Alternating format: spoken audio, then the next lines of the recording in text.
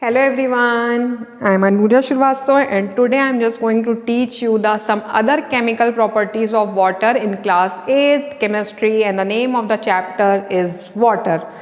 So in previous video I already teach you about the reaction of water with the metals, okay, and in this video I am just going to teach you about the reaction of water with metallic hydroxide. That means when the metallic hydroxide is going to react with the water, so what will happen? Okay, metallic hydroxides. So first question arises, how the metallic hydroxides are formed. So just watch the previous video, on that I already explained you. When the cold water is going to react with the metals, they are just going to form the hydroxide. वो क्या बनाते हैं? वो hydroxide को बनाते हैं. Okay, just like the sodium hydroxide, potassium hydroxide, zinc hydroxide and number of hydroxide.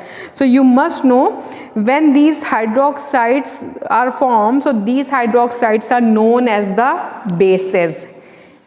ये जो hydroxides बने हैं इन्हें हम क्या कहते हैं? Bases कहते हैं. तो अगर हमें इस बेस को डिफाइन करना हो कि ये बेस क्या होते हैं, तो बेस नॉर्मली वो सब्सटेंस होते हैं कि when they combine with the acids, that means bases क्या हैं? These are the substance when they which combine with to whom which combine with acids to form salt and water. That means bases वो chemical substance होते हैं कि जब वो किसी acids के साथ combine करते हैं तो वो salt और water को बनाते हैं. So these are the bases. Okay, now so some bases are like that which are soluble in water. You must know some bases are soluble in water. Okay, and the bases which are soluble in water, that bases are known as the alkalis. What they are known as? They are known as the alkalis. That means कि वो bases जो water में soluble होते हैं उन्हें हम क्या कहते हैं? एल्कलीज कहते हैं. Okay, now so as we are knowing about the metallic hydroxide, so we must know that which are the strong alkali and which are the weak alkali. So just like the potassium hydroxide like KOH, okay, as well as the sodium hydroxide, that means NaOH. अगर हम इन दोनों की बात करेंगे, potassium hydroxide and sodium hydroxide, तो these are considered as the strong alkali. These are strong alkalis. Okay, now अगर कुछ other example देखते हैं, just like the calcium hydroxide and magnesium hydroxide, that means CaOH twice and MgOH twice. इन दोनों को हम क्या कहते हैं? These both are weak alkali. These both are considered as the weak alkali. और कुछ और हाइड्रोक्साइड होते हैं जैसे कि zinc hydroxide and hydrogen hydroxide, ये वाटर में डिजॉल्व ही नहीं होते हैं. Hence they are bases but not alkali. That means you must know कि जो बेस पानी में डिजॉल्व नहीं हो रहे हैं उन्हें हम एल्कली नहीं कहेंगे. इसीलिए जिंक हाइड्रोक्साइड को और हाइड्रोजन आयरन हाइड्रोक्साइड को हम एल्कली नहीं कहते हैं. ओके, नाउ अब अगर हम इनकी रिएक्शन करा रहे हैं, just like the potassium oxide, क्योंकि अभी हम यहाँ पर ये पढ़ रहे थे मेटालिक हाइड्रोक्साइड्स की रिएक्शन. सो अगर हम यहाँ पर ले रहे हैं पोटेशियम ऑक्साइड और this potassium oxide is going to react with the water. अगर ये वाटर के साथ रिएक्ट कर रहा है तो ये क्या बनाएगा? ये बनाएगा पोटेशियम हाइड्रा ऑक्साइड 2KOH. अब क्यों 2 यहाँ लगा? क्योंकि यहाँ 2 था, इसको हमें बैलेंस करना था. अब ये क्या हो गया? स्ट्रॉन्ग एल्कली हो गया.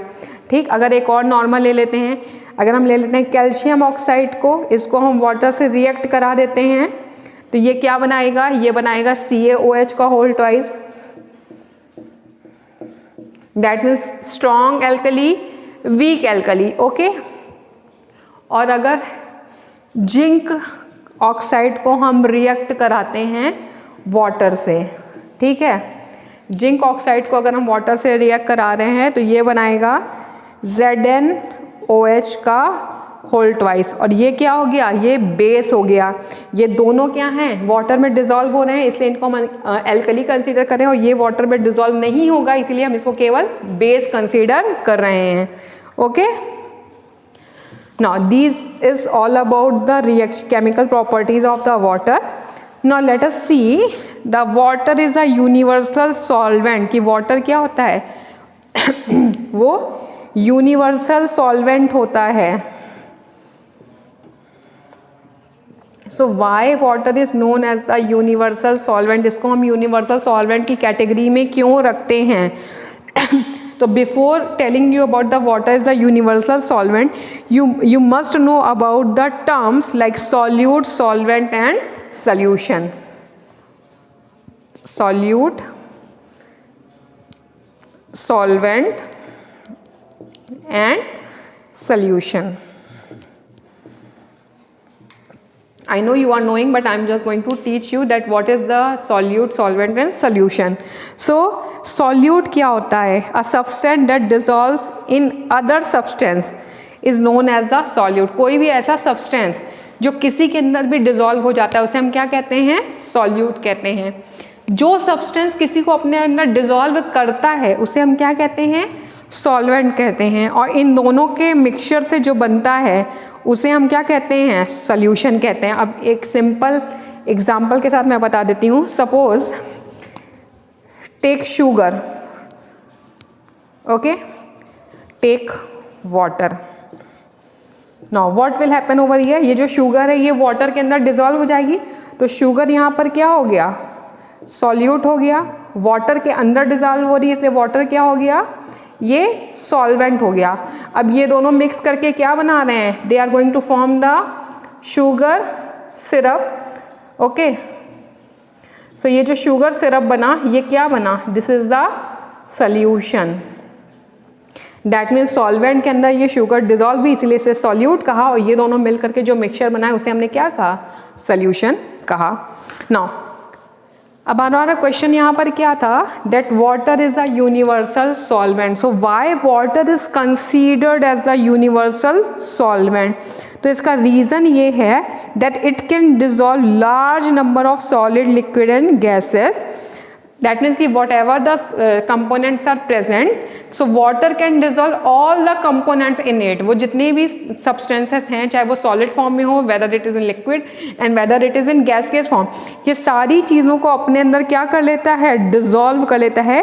That is the reason it is considered as the universal solvent. और एग्जाम्पल अभी मैंने एक आपको यहाँ बताया, the solid is dissolve in the water. Okay, baking soda it also dissolve in the water, juices are there, milk is there which is a form of liquid, वो भी क्या होते हैं, वो भी वाटर में डिजॉल्व हो जाते हैं। और अगर हम बात करेंगे सम गैसेस की, just like the oxygen, carbon dioxide, they are also dissolved in the water, so that's why the water is considered as the universal solvent. Okay, now as I teach you over here the solution, that means हमने यहाँ solution की बात करी है, so we must know that कौन कौन से ऐसी चीज़ें हैं जो सल्यूशन के ऊपर अफेक्ट डालती हैं, that means the factors affecting the formation of solution. Okay, factors affecting the formation of solution, that means वो कौन कौन से फैक्टर हैं जो इस चीज़ पे अफेक्ट कर रहे हैं कि सल्यूशन कैसे बनेगा। तो first thing is there stirring, that means किसी चीज़ को बार बार घुमाना, स्टिर करना। आप जानते हैं ना, जब हम क्या करते हैं, बार बार उसको हिलाते रहते हैं। Okay, second thing is they are increase in temperature.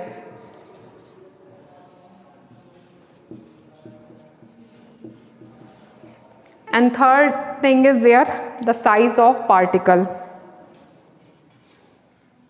Okay, so what is the third thing over here? The particle size.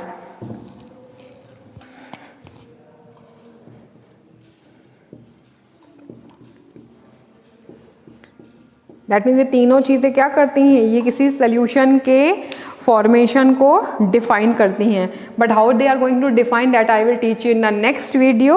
Okay, so watch this video and try to understand the things whatever I had teach to you. Now I will meet with all of you in the next video. Till then, bye bye and thank you.